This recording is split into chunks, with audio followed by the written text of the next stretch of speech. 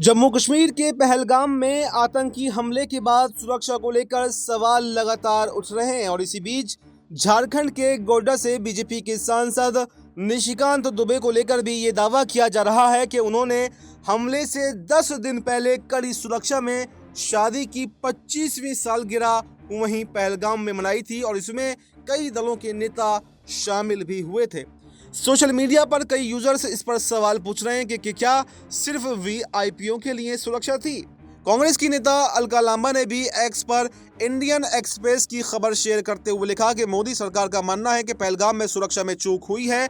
लगता है कि 3 स्तरीय सुरक्षा व्यवस्था को गृह मंत्री अमित शाह ने बीजेपी सांसद निशिकांत दुबे के कश्मीर में मनाई गई शादी की 25वीं सालगिरह पर लगा रखा था ताकि भाजपा के वीवीआईपी नेताओं को किसी तरह की कोई भी परेशानी न हो।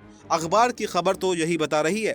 इस बीच निशिकांत दुबे ने अपनी सफाई भी दी, लेकिन फिर उन्होंने एक्स पर से अपना पोस्ट डिलीट कर दिया।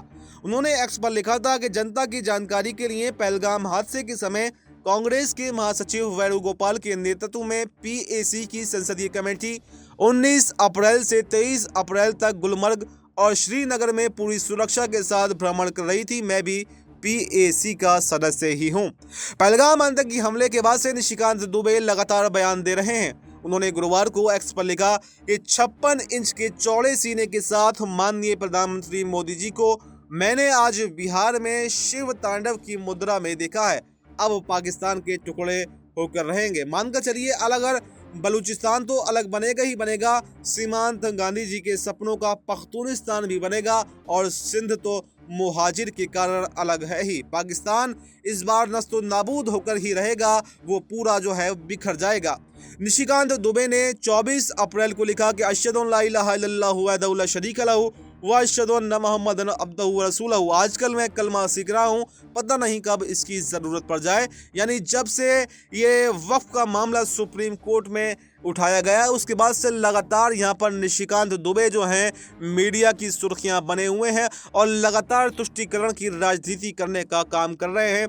सुप्रीम कोर्ट को पहले चैलेंज करते हैं, देश के मुसलमानों को चैलेंज करते हैं, उसके बाद में ये किस तरह के आतंकी हमले पर बयान निशिकांत दुबे दे रहे हैं ताकि जो देश का माहौल है वो और भी ज़्यादा बिगड़ जाए। यानी आतंकियों के मंसूबे में अगर कोई कमी रह गई हो, जो तोड़ने की राजनीति उन्होंने नाम पूछ कर मार कर की, यानी कि देश में अशांति फैले। अब जो अशांति नहीं फैली, उसके बाद कुछ नेता हमारे देश के अंदर ऐसे हैं जो गलत बयानबाजी कर तुष्टीकरण की राजनीति कर उन कामों को मुकम्मल करने की कोशिश कर रहे हैं जो यहाँ पर आतंकवादी पूरा नहीं कर पाए। तो ऐसे में अब ये देखना काफ़ी दिलचस्प होने वाला है कि क्या जो पहलगाम में आतंकी हमला हुआ उसमें आतंकी पकड़े जाएंगे, उसमें आतंकी मारे जाएंगे या फिर नहीं मारे जाएंगे, और क्या एक्शन पाकिस्तान के प्रति हमारा देश लेता है। हालांकि अब तक कई बड़े एक्शन पहले से लिए जा चुके हैं, जैसे सिंधु जल समझौते को ख़त्म करने की बात कही गई है, पाकिस्तानी नागरिकों को देश छोड़ने की बात कही गई है, व्यापार संबंध बिल्कुल ख़त्म करने की बात कही गई। कई तरह के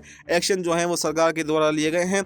ऐसे में अब ये भी देखना काफ़ी दिलचस्प होने वाला है कि आगे क्या होता है, क्या पाकिस्तान इस पर कुछ रिएक्शन करता है या फिर नहीं करता। हालांकि गलत बयानबाजी तो पाकिस्तान की तरफ से अभी भी लगातार की जा रही है, लेकिन हमारी खामोशी, प्रधानमंत्री की खामोशी, गृह मंत्री की खामोशी इस तरफ इशारा तो ज़रूर कर रही है कि कुछ तो बड़ा होने वाला है।